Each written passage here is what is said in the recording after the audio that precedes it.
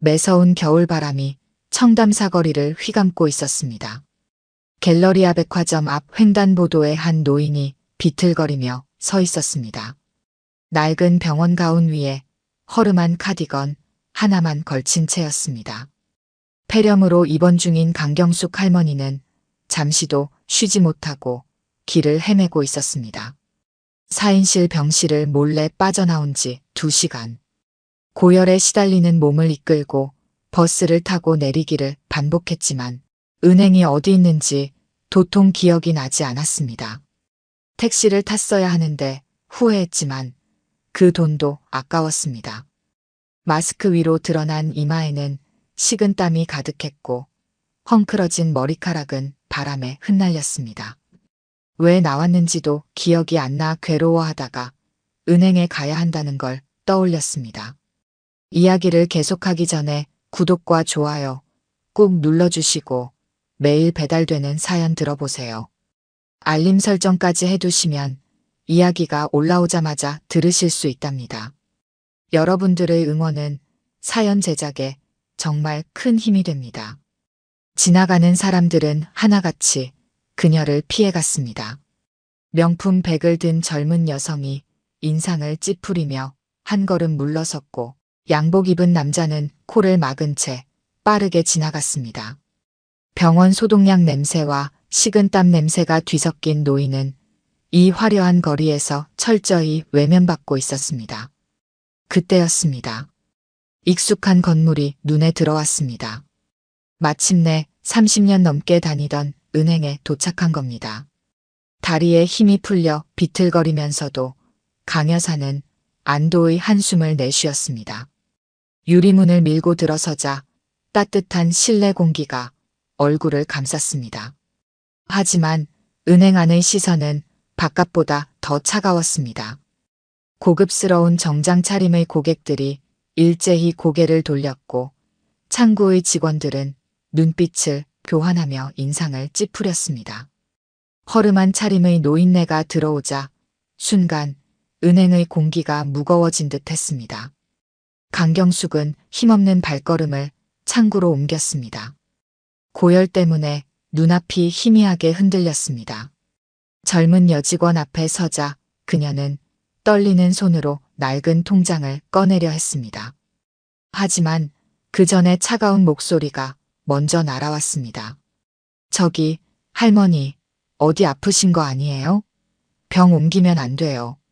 박지현 대리의 목소리에는 노골적인 멸시가 담겨 있었습니다. 마치 더러운 것이라도 본 듯한 표정이었습니다. 강 여사는 말을 하려 했지만 목이 타들어가는 듯했고 지독한 기침만 터져나왔습니다. 아니, 제가 통장. 떨리는 손으로 통장을 꺼내 보이려는 순간 옆 창구의 신입 직원 김은지가 물 한 잔을 가져다 주려 했습니다. 하지만 박 대리가 그녀의 팔을 잡아 끌었습니다. 경비님, 여기 좀 봐주세요. 다른 고객님들이 많이 불편해하세요. 중년의 경비원이 다가왔습니다. 강 여사의 팔을 잡아 끄는 그의 손길은 단호했습니다. 김은지는 안타까운 듯 그 모습을 바라보았지만 선배의 눈치에 눌려 어쩌지 못했습니다. 한파가 몰아치는 바깥으로 다시 쫓겨난 강 여사는 은행 계단에 주저앉고 말았습니다. 몸에서는 열이 났지만 손발은 얼음장처럼 차가웠습니다. 희미한 시야로 보이는 백화점 불빛이 눈물에 번져갔습니다. 30년이었습니다. 매달 15일이면 꼭 이 은행을 찾았습니다. 누가 보면 얼마 안 될지는 몰라도 돈을 넣으며 잔고를 확인하는 것이 그녀의 낙이었지요. 그런 그녀가 오늘은 이렇게 문전박대를 당했습니다. 할머니, 이대로 가시면 안 돼요. 제가 택시라도 불러드릴게요.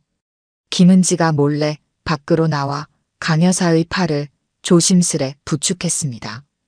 다른 직원들의 날카로운 시선이 느껴졌지만 그녀는 작은 용기를 내어 따뜻한 캔 커피와 함께 택시비까지 건네려 했습니다. 강 여사는 따뜻한 마음만 받고 택시비는 괜찮다며 고개를 저었습니다. 이런 따뜻한 친절이 오히려 더 큰 서러움을 자아냈습니다. 택시를 타고 병원으로 돌아가는 길, 창밖으로 익숙한 건물들이 스쳐 지나갔습니다.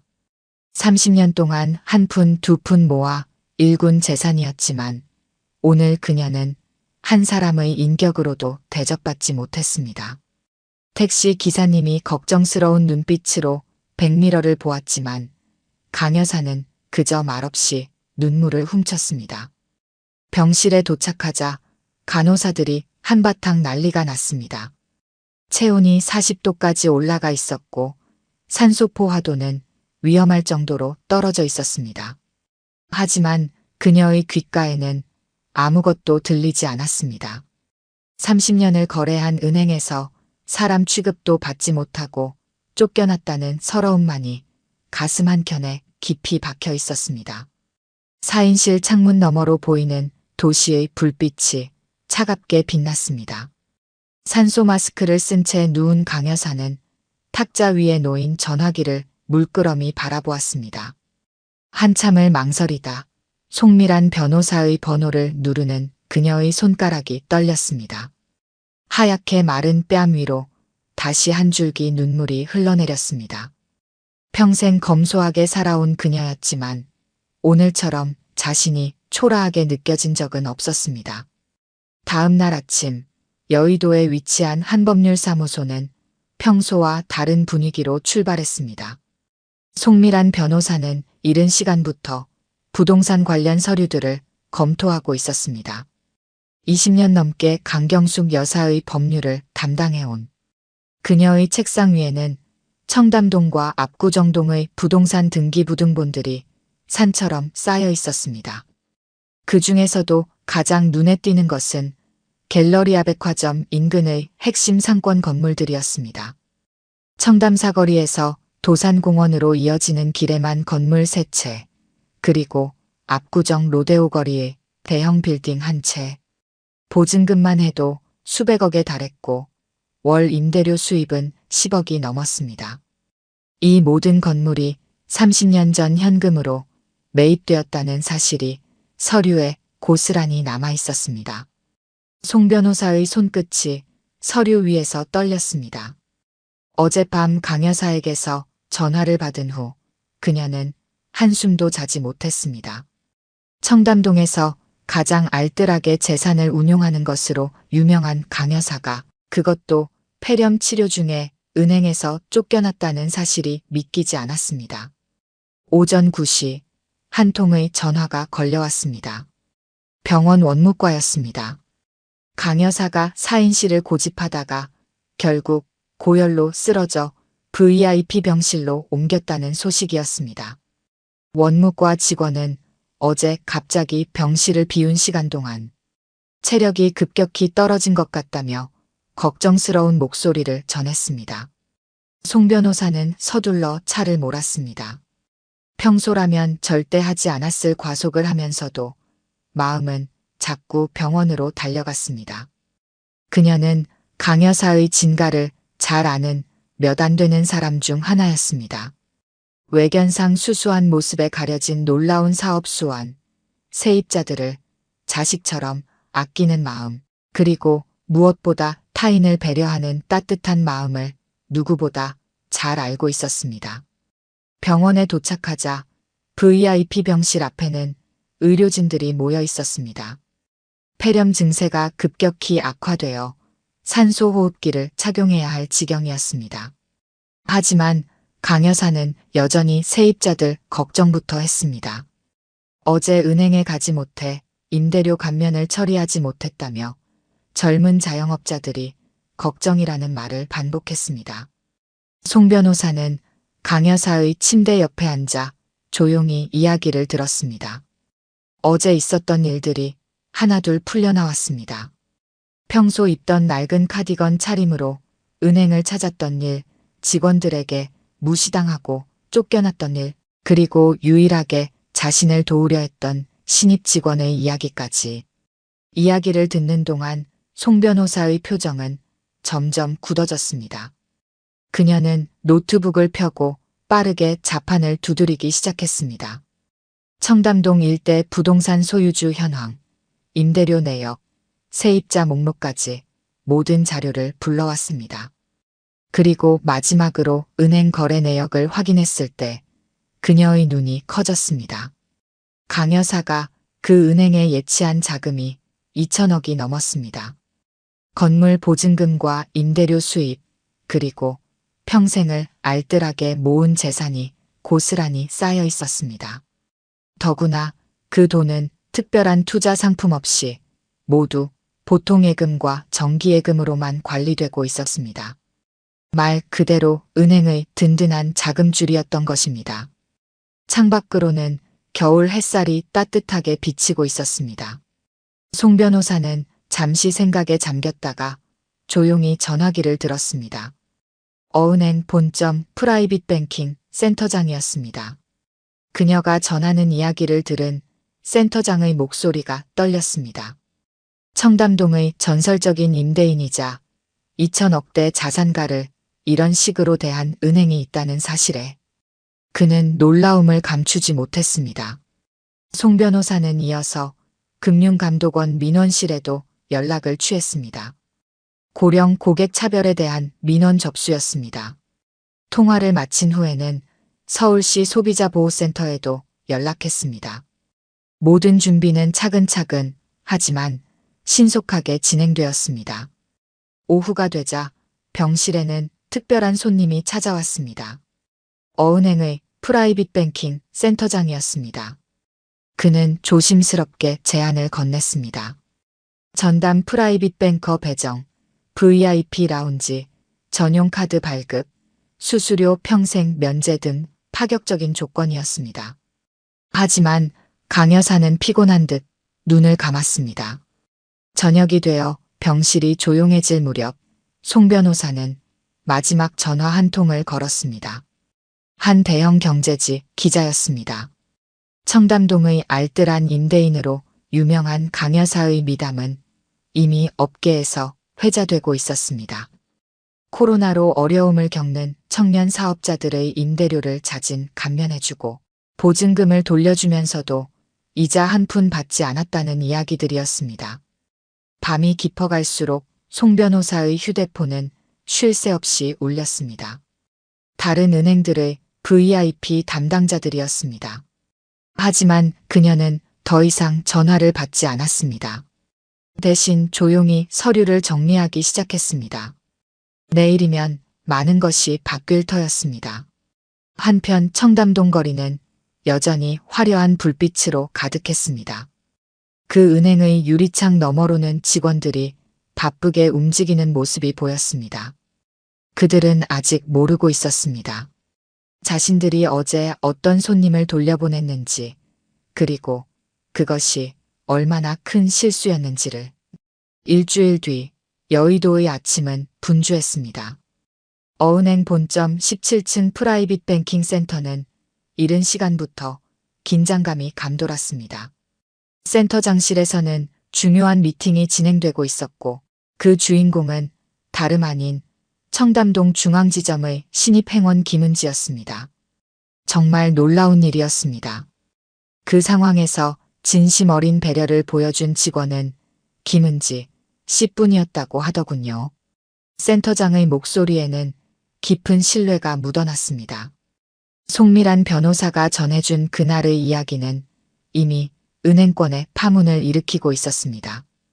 2천억대 자산가를 알아보지 못한 실수보다 한 신입 직원의 따뜻한 마음씨가 더 큰 화제였습니다. 우리 은행의 프라이빗 뱅커가 되어주셨으면 합니다. 연봉은 현재의 3배, 직급은 과장급으로 특별 승진을 제안드립니다. 김은지는 잠시 말을 잇지 못했습니다. 갑작스러운 제안이었습니다. 하지만 그보다 더 놀라운 것은 그날 자신이 도우려 했던 할머니의 정체였습니다. 청담동에서 가장 알뜰하게 재산을 운용하는 것으로 유명한 강경숙 여사라는 사실이, 그리고 그분이 자신을 지목해 스카우트를 요청했다는 사실이 믿기지 않았습니다. 미팅이 끝나고 사무실로 돌아온 김은지는 자신의 책상에 놓인 서류들을 물끄러미 바라보았습니다. 평소라면 곧바로 처리했을 일들이었지만 오늘은 모든 것이 달라 보였습니다. 옆자리의 박지현 대리는 그날 이후로 계속 불안에 시달리고 있었고 지점 전체가 무거운 분위기에 휩싸여 있었습니다. 그때였습니다. 지점장이 급하게 전 직원 미팅을 소집했습니다. 아침부터 본점에서 날아온 공문 때문이었습니다. 고령 고객 응대 매뉴얼 전면 재검토, 직원 친절 교육 의무화, 특별감사 시행 예고. 모든 내용이 일주일 전 그날의 사건과 관련이 있어 보였습니다. 회의실의 공기는 무거웠습니다. 지점장의 설명이 이어졌습니다. 강경숙 여사가 단순한 임대사업자가 아니었다는 것, 청담동 일대 최고의 우량 자산가라는 것, 그리고 그분이 평생 모은 재산을 모두 현금으로 보유하고 있다는 충격적인 사실들이 하나둘 공개되었습니다. 더욱 놀라운 것은 강 여사의 소문난 검소함이었습니다. 수천억대 자산가임에도 30년간 같은 은행을 이용했고 화려한 투자 상품 대신 정기예금만을 고집했으며 심지어 병원에서도 사인실을 이용할 만큼 절약하는 스타일이었다는 것입니다. 직원들의 얼굴이 하얗게 변했습니다. 그리고 마지막 폭탄 선언이 떨어졌습니다. 강 여사의 자금을 유치하기 위해 시중 유수의 은행들이 움직이기 시작했다는 것, 그 중에서도 어은행이 가장 적극적으로 나서고 있다는 것. 여기에 김은지의 스카우트 이야기까지 더해지자 회의실은 순간 숨소리마저 들리지 않을 만큼 조용해졌습니다. 오후가 되자 은행 안에는 미묘한 긴장감이 감돌았습니다. 강 여사가 퇴원했다는 소식이 전해진 것입니다. 직원들은 초조한 듯 창밖을 내다보았고 지점장은 안절부절 못하며 자리를 지켰습니다. 박지현 대리의 손은 미세하게 떨리고 있었습니다. 그때 밖에서 소란스러운 소리가 들렸습니다. 검은색 벤틀리 한 대가 은행 앞에 멈춰 섰고 운전석에서 송미란 변호사가 내렸습니다. 이어서 뒷좌석에서 우아한 정장 차림의 노신사가 모습을 드러냈습니다. 강남 부동산 업계에서 손꼽히는 중개사였습니다. 그리고 마지막으로 한 여성이 내렸습니다. 정갈한 한복 차림의 강경숙 여사였습니다. 일주일 전 그날의 초라한 모습은 온데간데 없었습니다. 눈부신 진주 비녀를 꽂은 머리는 단정하게 틀어 올려져 있었고 고급스러운 명주 한복은 그녀의 위엄을 한층 돋보이게 했습니다. 은행 안이 순식간에 얼어붙었습니다. 고객들도 직원들도 모두 숨을 죽였습니다. 강 여사의 발걸음은 천천히 하지만 단호했습니다. 그녀의 뒤로는 부동산 중개사와 변호사 그리고 어은행의 프라이빗 뱅킹 센터장이 따랐습니다. 지점장이 허둥지둥 달려나왔지만 강 여사는 그를 지나쳐 곧바로 김은지의 창구로 향했습니다. 박지현 대리는 자신의 자리에서 꼼짝도 하지 못한 채 그 광경을 지켜보았습니다. 김은지 씨, 이제 새로운 은행에서 뵐 수 있겠네요. 강 여사의 목소리는 따뜻했습니다. 김은지는 붉어진 눈시울을 감추며 고개를 숙였습니다. 그제야 지점장은 김은지가 어은행 프라이빗 뱅커로 스카우트 되었다는 사실을 알게 되었습니다. 강 여사 일행이 자리한 VIP룸에서는 1시간 넘게 회의가 이어졌습니다. 창 너머로 들리는 이야기는 모두를 충격에 빠뜨렸습니다. 청담동 한복판 건물 4채의 소유권 이전, 2천억대 자금의 이동, 새로운 부동산 개발 프로젝트 계획까지 모든 것이 어은행을 통해 이루어질 예정이었습니다. 저녁이 되어 강 여사 일행이 떠난 후 은행은 깊은 침묵에 빠졌습니다. 직원들은 그제야 자신들이 잃어버린 것이 단순한 거래처가 아니었다는 것을 깨달았습니다. 그것은 30년의 신뢰였고 진정성이었고 무엇보다 사람을 보는 눈이었습니다.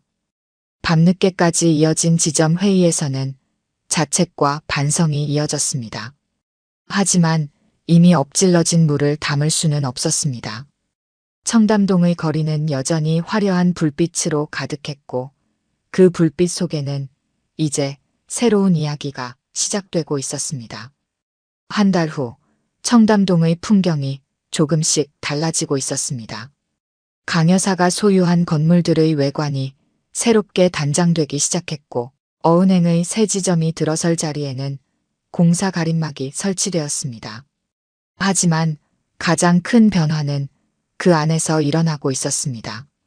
갤러리아 백화점 맞은편 강 여사의 주력 빌딩 1층에는 특별한 공간이 마련되고 있었습니다.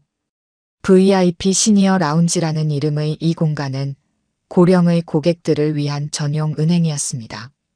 어은행의 첫 번째 특수점포로 선정된 이곳의 총괄 매니저는 다름 아닌 김은지였습니다. 이 특별한 은행의 설립 과정에는 강 여사의 깊은 뜻이 담겨 있었습니다. 그녀는 어은행 측에 한 가지 조건을 제시했습니다. 2천억대의 자금을 옮기는 대신 노인과 장애인을 위한 특별한 은행을 만들어달라는 것이었습니다. 처음에는 다소 무리한 요구처럼 보였지만 강 여사의 진심이 전해지자 은행은 흔쾌히 수락했습니다. 공간은 평범한 은행과는 전혀 달랐습니다. 입구는 완만한 경사로로 설계되었고 실내는 따뜻한 원목과 부드러운 조명으로 꾸며졌습니다. 창구 의자는 모두 전동 리프트가 장착되었고 대기 공간에는 안마 의자가 비치되었습니다. 무엇보다 특별했던 것은 직원 교육이었습니다. 김은지는 새로운 직원들을 선발하면서 한 가지를 특히 강조했습니다. 그것은 바로 진정성이었습니다. 스펙이나 경력보다 중요한 것은 고령 고객을 진심으로 대할 수 있는 마음이었습니다. 그녀는 면접에서 항상 이런 질문을 했습니다. 귀찮고 번거로운 고객이 있다면 어떻게 하시겠습니까? 지점 오픈을 일주일 앞둔 어느 날 강 여사가 조용히 공사장을 찾았습니다.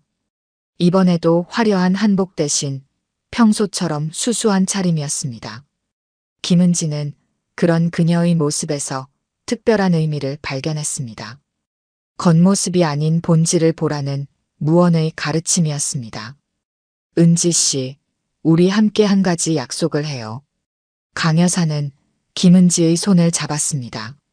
그녀의 눈에는 따뜻한 광채가 어려 있었습니다. 이곳을 찾는 모든 어르신들이 그날의 나처럼 차별받지 않게 해주세요. 그들의 주름진 얼굴 뒤에는 모두 존엄한 인생이 있다는 걸 잊지 말아요. 그 말은 단순한 부탁이 아닌 평생의 신념이었습니다.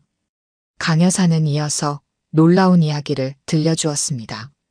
그녀가 가진 모든 건물은 사실 임대인의 얼굴을 한 임차인이었다는 것입니다.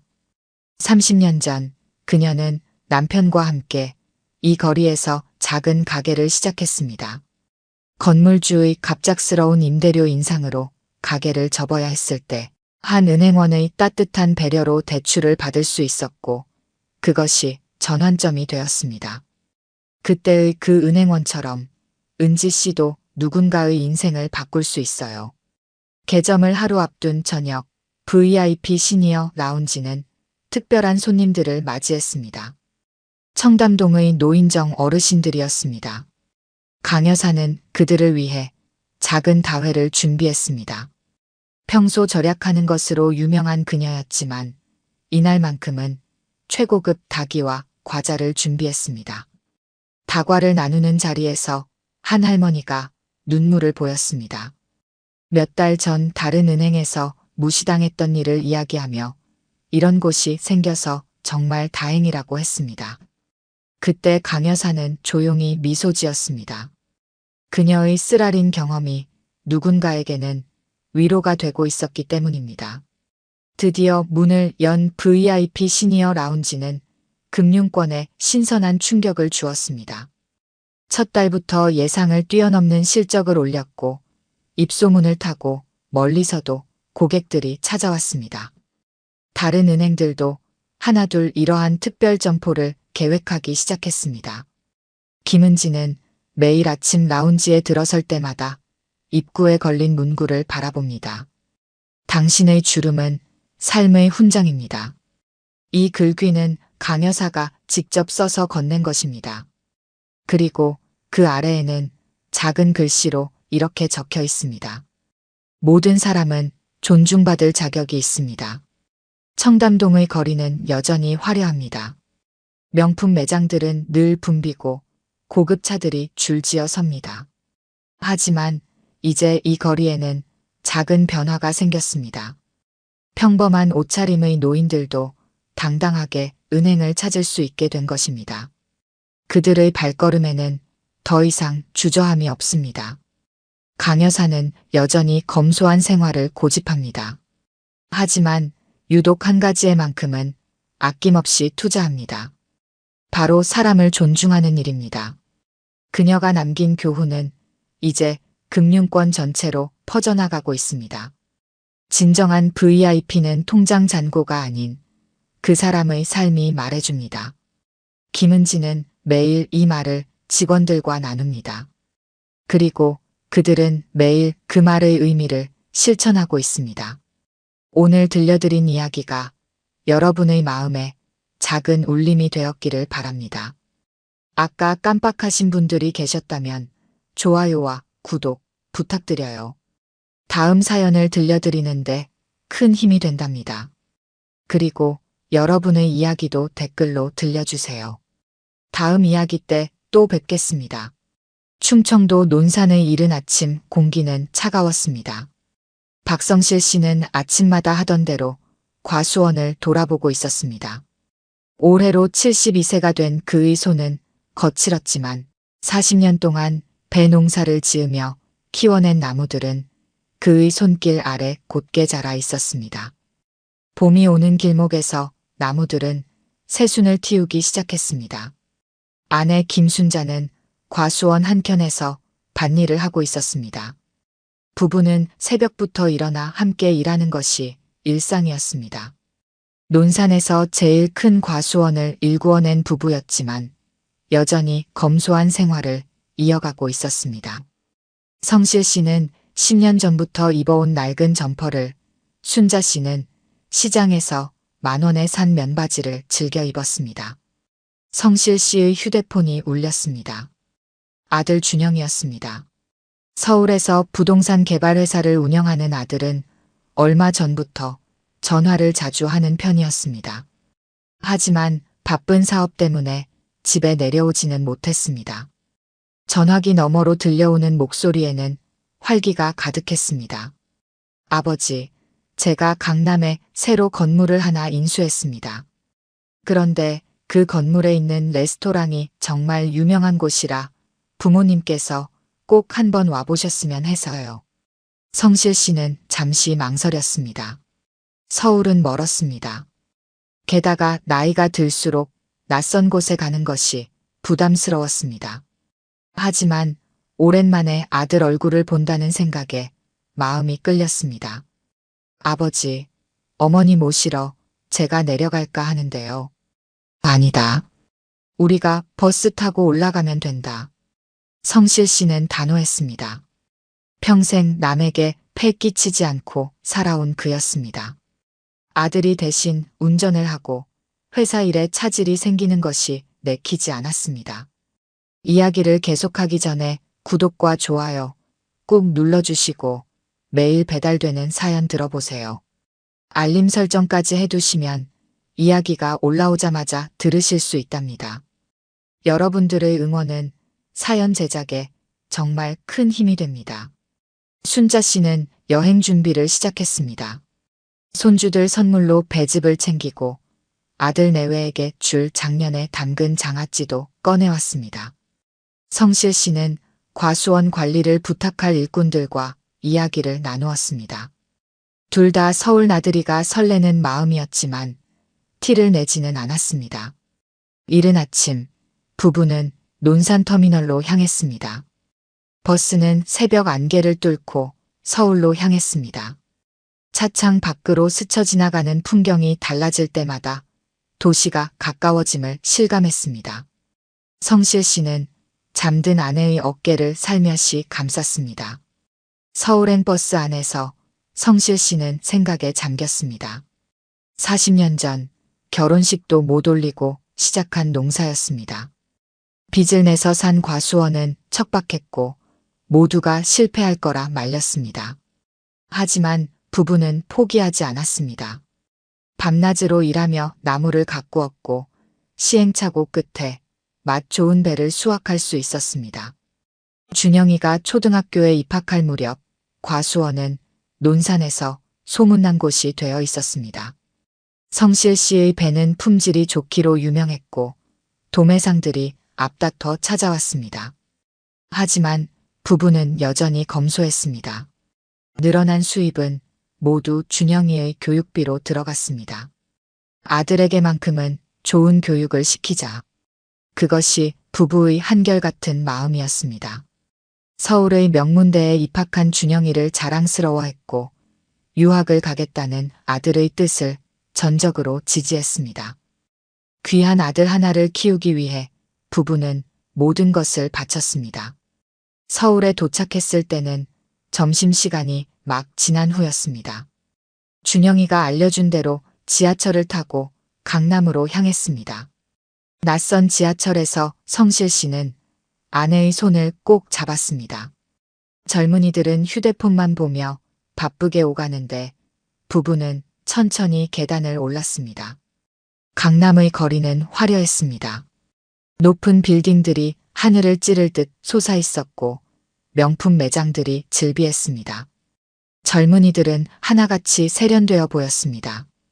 그들 사이에서 낡은 점퍼 차림의 부부는 마치 다른 세상에서 온 사람들 같았습니다. 하지만 부부는 그런 것에 신경 쓰지 않았습니다. 곧 만날 아들 생각에 마음이 설렜습니다. 아들이 알려준 파크타워는 쉽게 찾을 수 있었습니다. 유리로 둘러싸인 고층 빌딩이었습니다. 로비는 대리석으로 반들반들했고 입구에는 정장 차림의 안내원이 서 있었습니다. 성실 씨는 처음으로 긴장감을 느꼈습니다. 이런 곳에 아들이 발을 들였다는 사실이 새삼 실감났습니다. 라 쿠치나는 파크타워 8층에 자리 잡고 있었습니다. 엘리베이터에서 내린 성실 씨 부부 앞에 웅장한 레스토랑 입구가 펼쳐졌습니다. 유리문 너머로 샹들리에 불빛이 반짝였고 대리석 바닥은 거울처럼 빛났습니다.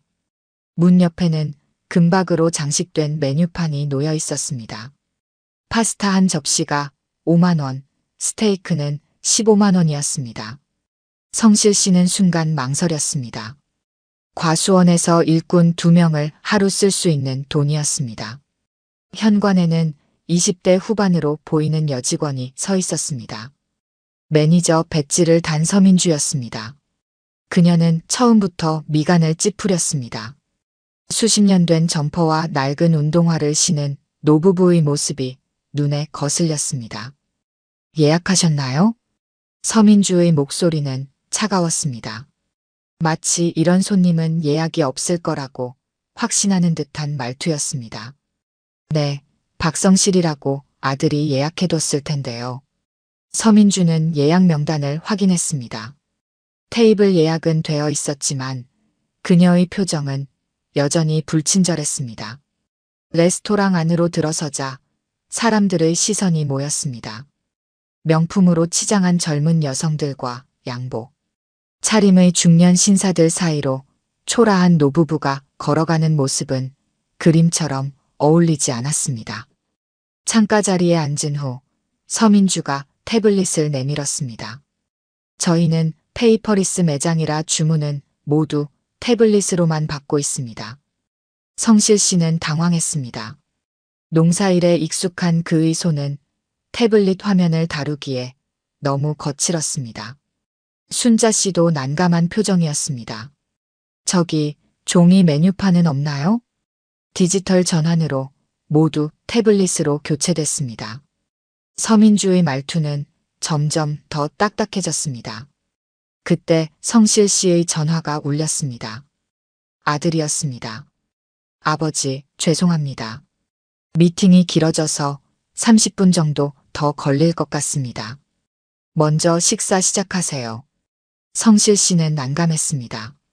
주문은 하고 싶었지만 태블릿을 어떻게 다뤄야 할지 몰랐습니다. 옆 테이블의 젊은 부부는 손쉽게 메뉴를 고르고 있었습니다. 화면을 쓱쓱 넘기며 와인까지 고르는 모습이 가볍게 보였습니다. 저기, 죄송하지만 도움을 좀 받을 수 있을까요? 성실 씨가 조심스레 서민주를 불렀습니다.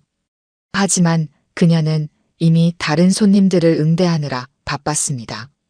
명품 가방을 든 젊은 여성 손님에게는 친절하게 와인을 추천하고 있었습니다. 와인 페어링 해드릴까요? 오늘 들어온 와인이 스테이크와 정말 잘 어울립니다. 그녀의 목소리는 밝고 상냥했습니다. 방금 전 성실 씨 부부를 대할 때와는 전혀 다른 태도였습니다. 순자 씨의 얼굴이 붉어졌습니다. 평생을 논산에서 살며 이런 차별을 받아본 적이 없었습니다. 과수원에서는 그들이 존경받는 농부였습니다. 하지만 이곳에서는 그저 시골 노인네일 뿐이었습니다. 서민주는 다시 그들의 테이블 앞에 섰습니다. 얼굴에는 짜증이 가득했습니다. 죄송하지만 주문 좀 빨리 해주시겠어요? 다른 손님들도 기다리시는데. 성실 씨는 천천히 고개를 들었습니다. 그의 눈빛은 흔들리지 않았습니다. 40년간 과수원을 일구며 수많은 풍파를 견뎌온 사람의 눈빛이었습니다. 저희도 손님입니다. 그냥 좀 알려주시면 안 되나요? 그의 목소리는 조용했지만 단호했습니다. 서민주는 잠시 당황한 기색을 보였습니다. 하지만 곧 더 차가운 표정을 지었습니다. 나영 씨, 여기 손님들 좀 도와드려. 제가 너무 바빠서요. 저 친구가 도와줄 거예요.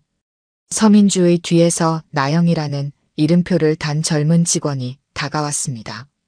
그녀의 얼굴에는 미안한 기색이 역력했습니다. 하지만 서민주는 이미 자리를 떴고 옆 테이블의 젊은 손님들에게 더욱 밝은 목소리로 인사를 건네고 있었습니다.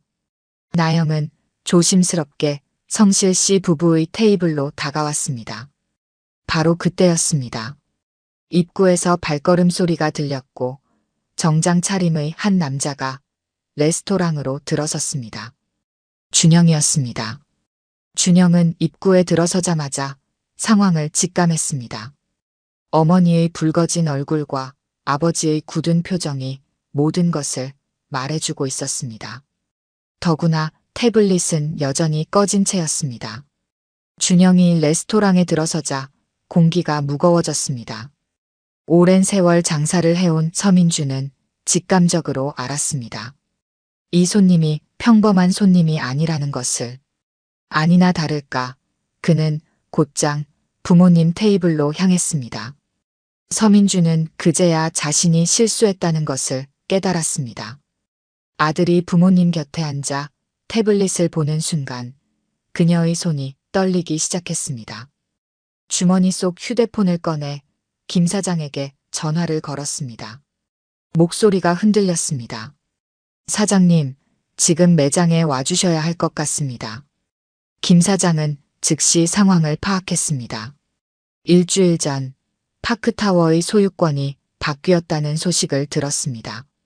임대차 계약 기간은 3개월밖에 남지 않았고 건물주가 바뀌면 언제나 불안한 것이 임차인의 입장이었습니다. 그런데 하필 이런 일이 벌어진 것입니다. 서민주는 자리에 서서 꼼짝도 하지 못했습니다. 다만 옆에 있던 나영을 보내 다른 손님들의 주문을 받게 했습니다. 20분이 지났을까 김 사장이 도착했습니다. 평소의 의젓한 모습이 아니었습니다. 넥타이는 비뚤어져 있었고 양복 재킷은 한쪽 어깨만 걸쳐 있었습니다. 김 사장은 테이블로 다가가 공손히 인사를 했습니다. 준영은 차분히 상황을 설명했습니다. 부모님이 겪은 일들, 특히 태블릿 주문 시스템으로 인한 어려움과 직원의 불친절한 태도에 대해 이야기했습니다. 김 사장의 얼굴이 창백해졌습니다. 10년간 이 자리에서 레스토랑을 운영해 왔습니다.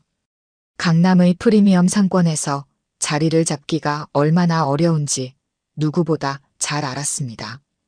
프랜차이즈도 아닌 단독 레스토랑으로 여기까지 올 수 있었던 것은 기적 같은 일이었습니다. 준영은 김 사장의 마음을 읽은 듯 했습니다. 그의 목소리는 단호했지만 위협적이지는 않았습니다. 계약 연장의 조건을 제시했습니다. 종이 메뉴판 도입, 고령 손님을 위한 서비스 매뉴얼 마련, 직원 교육 강화. 그것은 강요가 아닌 당연히 있어야 할 기본적인 요구사항이었습니다. 서민주는 눈물을 훔쳤습니다. 지난 시간 동안 그녀가 했던 행동들이 주마등처럼 스쳐 지나갔습니다. 명품 옷을 입은 손님과 수수한 차림의 손님을 차별했던 순간들, 나이 든 손님들의 서툰 모습을 귀찮아했던 순간들. 그것은 단순한 실수가 아닌 그녀의 그릇된 태도였다는 것을 이제야 깨달았습니다. 김 사장은 진심 어린 사과를 했습니다. 내일부터 당장 시스템을 개선하겠다고 약속했습니다. 준영은 고개를 끄덕였습니다. 그리고 부모님을 바라보았습니다. 성실 씨는 여전히 담담한 표정이었습니다. 40년을 농사지으며 그는 더 큰 풍파도 견뎌왔습니다. 이런 일로 마음이 흔들리지는 않았습니다. 오히려 순자 씨의 표정이 더 많은 것을 말해주고 있었습니다. 아들을 바라보는 그녀의 눈빛에는 자부심이 깃들어 있었습니다. 아들은 이제 겉모습만이 아닌 마음까지 든든한 어른이 되어 있었습니다.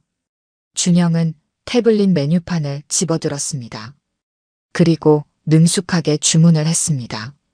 차례로 음식을 내온 것은 서민주였습니다.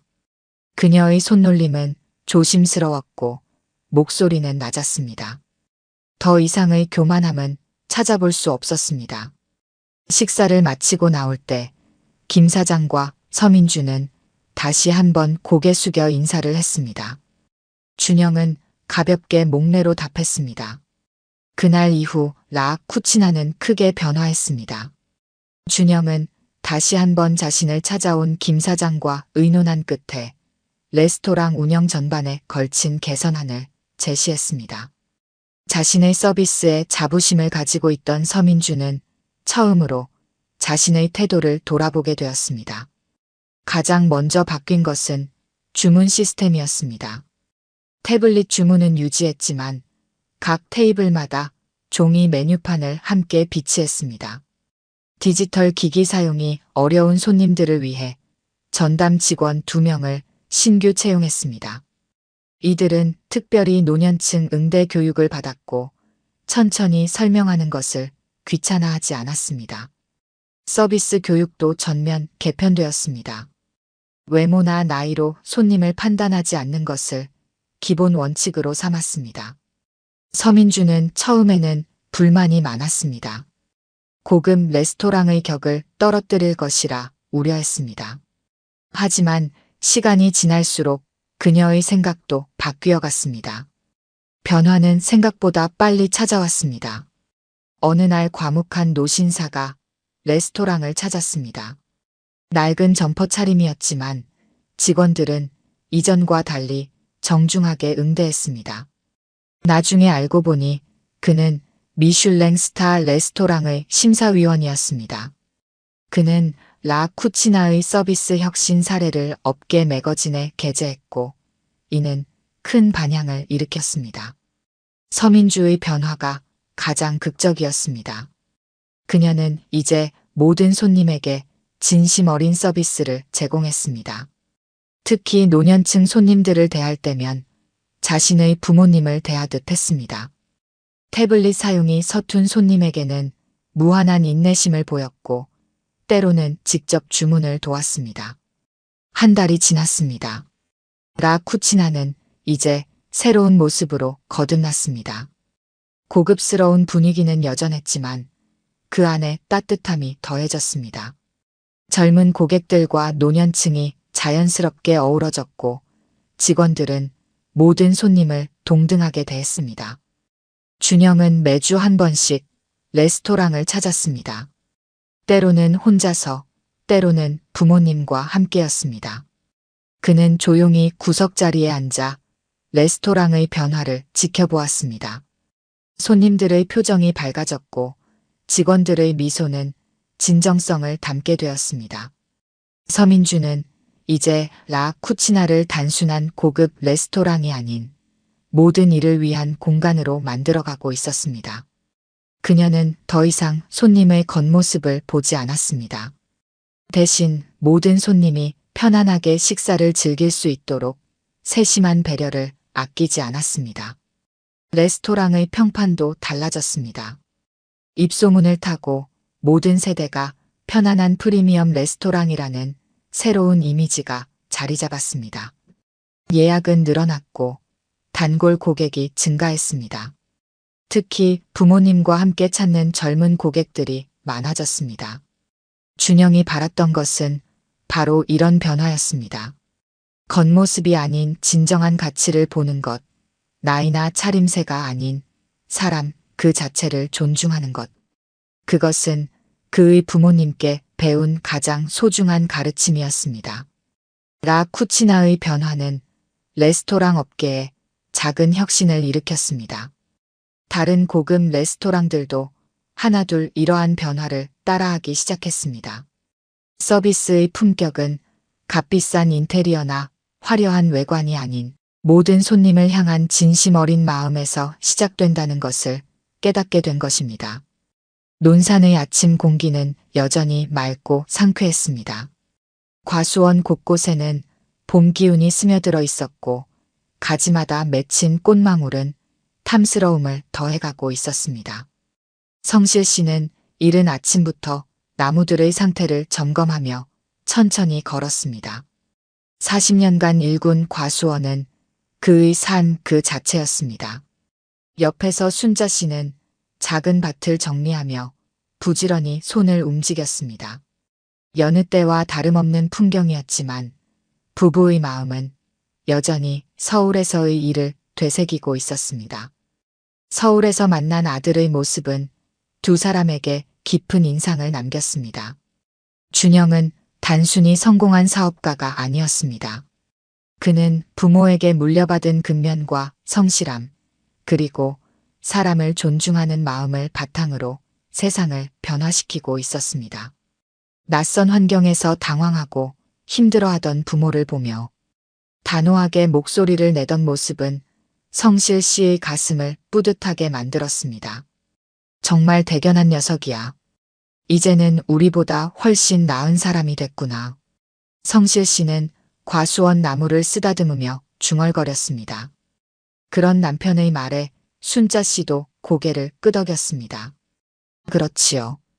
준영이가 저렇게 잘 커줘서 얼마나 감사한지 몰라요. 부부의 대화 속에는 아들에 대한 자부심이 가득했습니다. 준영이 보여준 행동은 단순히 성공의 척도가 아니라 부모의 가르침을 그대로 실천하는 모습이었습니다. 그는 겉모습이나 위치로 사람을 판단하지 않았고 대신 모든 사람의 가치를 존중하며 세상을 더 나은 방향으로 바꾸고 있었습니다. 사람이란 결국 자신이 뿌리내린 곳에서 어떻게 성장하느냐가 중요한 법이지. 성실 씨는 스스로에게 말하듯 중얼거리며 나무의 가지를 다듬었습니다. 그동안 과수원을 지키며 겪은 수많은 풍파를 떠올릴 때 서울에서의 작은 일쯤은 그리 큰 문제가 아니라고 느껴졌습니다. 다만 세상이 조금 더 따뜻해지기를 바라는 마음은 커져갔습니다. 늦은 오후 성실 씨와 순자 씨는 마당에 놓인 평상에 나란히 앉아 차를 마셨습니다. 차가운 공기를 가르며 따뜻한 차 한 모금을 삼키는 순간 부부의 얼굴에는 잔잔한 미소가 떠올랐습니다. 과수원 너머로 보이는 풍경은 여전히 평화로웠습니다. 서울에서의 화려한 거리와는 다른 천천히 흘러가는 시간이었습니다. 언젠가는 며느리랑 손주들도 같이 내려오면 좋겠네. 성실 씨가 나지막이 말했습니다. 순자 씨는 미소를 띠며 응수했습니다. 그러게요. 배즙도 먹여보고 과수원도 보여주면 얼마나 좋아할까요? 그들은 조용히 서로를 바라보며 자신들이 일궈낸 삶의 가치를 되새겼습니다. 화려한 도시에서의 경험도 좋지만 결국 자신들에게 가장 소중한 것은 이 과수원과 소박한 일상이었습니다. 그날 밤 성실 씨는 별빛 가득한 하늘을 올려다보았습니다. 도시의 불빛은 보이지 않는 논산의 밤은 그의 어린 시절을 떠올리게 했습니다.